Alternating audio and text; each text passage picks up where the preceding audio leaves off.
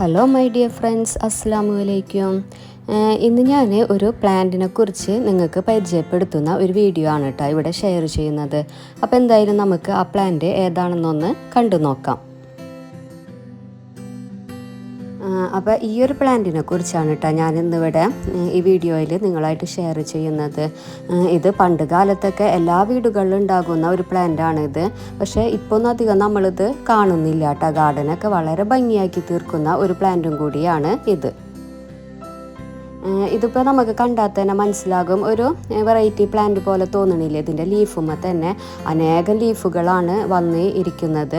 അപ്പോൾ അതുകൊണ്ട് തന്നെ ഇതൊരു വെറൈറ്റി പ്ലാന്റ് പോലെ നമുക്ക് കണ്ടാൽ തന്നെ മനസ്സിലാക്കാൻ പറ്റും.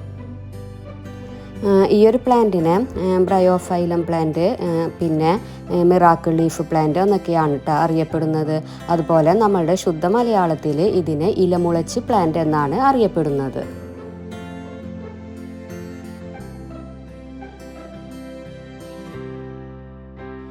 ഇതിൻ്റെ ഇലയിൽ തന്നെ വേറെ കുറേ ലീഫുകൾ വന്നിരിക്കുന്നത് കണ്ടില്ലേ. അപ്പോൾ അതുകൊണ്ടാണ് ഇതിനെ ഇലമുളച്ചി പ്ലാന്റ് എന്ന് അറിയപ്പെടുന്നത്. ഇതിനെ നമുക്ക് പ്ലാന്റ്സ് ആയിട്ട് ഉപയോഗിക്കുക. അതുപോലെ ഇതൊരു ഔഷധ സസ്യം കൂടിയാണ് കേട്ടോ. എന്താ പറയുക, കിഡ്നി സ്റ്റോണിനൊക്കെ ഇത് ഉപയോഗിക്കുമെന്ന് പറയുന്നുണ്ട്.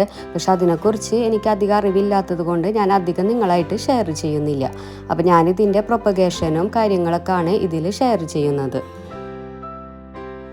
ഇതിൻ്റെ പ്രൊപ്പഗേഷന് വളരെ സിമ്പിളാണ്. ഈ ലീഫും ഒന്ന് തൊട്ട് കൊടുത്താൽ ഇപ്പോൾ നിങ്ങൾക്ക് കണ്ടാൽ തന്നെ മനസ്സിലാകും. ഞാൻ ജസ്റ്റ് ഒന്ന് തൊട്ട് കൊടുത്തിട്ടുള്ളൂ, അപ്പോഴത്തേനും ഒരുപാട് ലീഫുകൾ എൻ്റെ കയ്യിലേക്ക് പോന്ന്.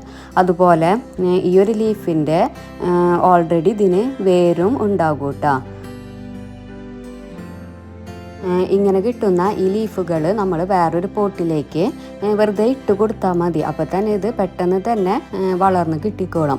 അപ്പോൾ ഞാനായി ഒരു പോട്ടിൽ തന്നെ ഇത് ഇട്ട് കൊടുക്കുകയാണ് ചെയ്യുന്നത്. അപ്പോൾ നിങ്ങൾക്ക് ഓൾറെഡി കാണാൻ പറ്റുന്നുണ്ടാകും, ആ പോട്ടിൽ ഒരുപാട് പ്ലാന്റ്സുകൾ ഇങ്ങനെ വളർന്നു വന്നിട്ടുണ്ട് കേട്ടോ. ഇതൊന്നും ഞാൻ നട്ടു കൊടുത്തതല്ല, ആ ലീഫുമെന്ന് വീണിട്ട് ഉണ്ടായ പ്ലാന്റ്സുകളാണ് ഇതെല്ലാം.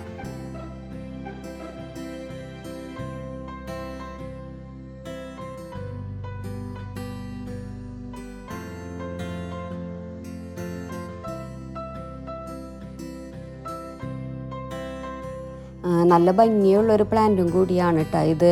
നമ്മൾ ഒരുപാട് പോട്ടുകളിലൊക്കെ ഇങ്ങനെ വെച്ചിട്ടുണ്ടെങ്കിൽ ഗാർഡന് കാണാൻ തന്നെ ഒരു പ്രത്യേക ഭംഗിയായിരിക്കും. പിന്നെ ഇതിൻ്റെ പ്രൊപ്പഗേഷൻ എന്ന് വെച്ചാൽ വളരെ സിമ്പിളാണല്ലോ. പിന്നെ ഇതിൻ്റെ കെയർ എന്ന് വെച്ചാൽ അധികം വെള്ളം ആവശ്യമില്ലാത്ത ഒരു പ്ലാന്റും കൂടിയാണ് കേട്ടോ ഇത്. ഞാനിപ്പോൾ അധികം വളമൊന്നും ഇതിന് ഉപയോഗിക്കാറില്ല. ഓൾറെഡി ഇത് തനിയെ തന്നെ വളർന്നു വന്നുകൊള്ളും. പിന്നെ ഇപ്പോൾ ഈ കാണുന്നത് ഈ ഒരു പോട്ടിൻ്റെ അടുത്തുണ്ടായ പോട്ടിൽ ഇതുപോലെ ഇല വീണിട്ട് ഉണ്ടായതാണ് കേട്ടോ ഈ കാണുന്ന പ്ലാന്റ്. ഓൾറെഡി അതിൽ വേറൊരു പ്ലാന്റാണ് ഉണ്ടായിരുന്നത്. പക്ഷേ ഇതിപ്പോൾ ഇല വീണിട്ട് ഉണ്ടായത് കൊണ്ട് അത് നല്ല രീതിയിൽ തന്നെ വളർന്നു വന്നിട്ടുണ്ട്.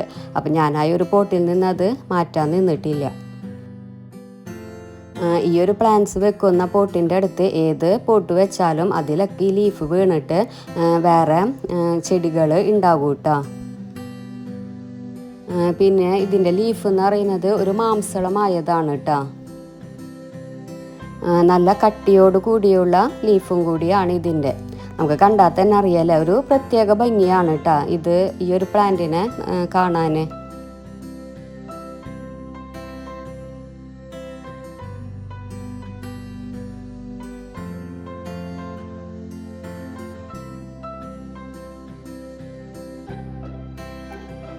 ഈ പോട്ടിൽ തന്നെ ഒരുപാട് പ്ലാന്റ്സുകൾ ഉണ്ടായിട്ടുണ്ട് കേട്ടോ.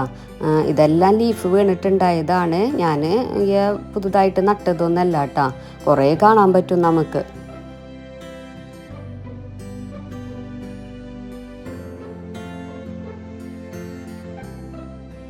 പിന്നെ കണ്ട ഇതിൻ്റെ ലീഫ് ശ്രദ്ധിച്ചാൽ തന്നെ ആ റൂട്ട്സുകൾ നിൽക്കുന്നത് കണ്ട. അതുകൊണ്ടാണ് ഇത് പെട്ടെന്ന് തന്നെ വളർന്ന് കിട്ടുന്നത്.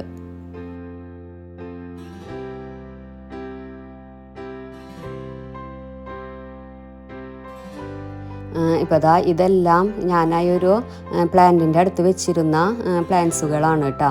അപ്പോൾ അതിലൊക്കെ ഈ ലീഫ് വീണിട്ട് വളർന്നു വരുന്നതാണ് ഈ കാണുന്നത്. ഒരുപാട് പോട്ട്സുകളിൽ ഇങ്ങനെ ഉണ്ടായിട്ടുണ്ട് കേട്ടോ. ഇനി ഇതൊക്കെ വേറെ പോട്ട്സുകൾ മാറ്റി വെച്ചാൽ കുറേ ഇങ്ങനെ ആകുമ്പോൾ ഗാർഡന് നല്ല ഭംഗിയായിരിക്കും കാണാൻ.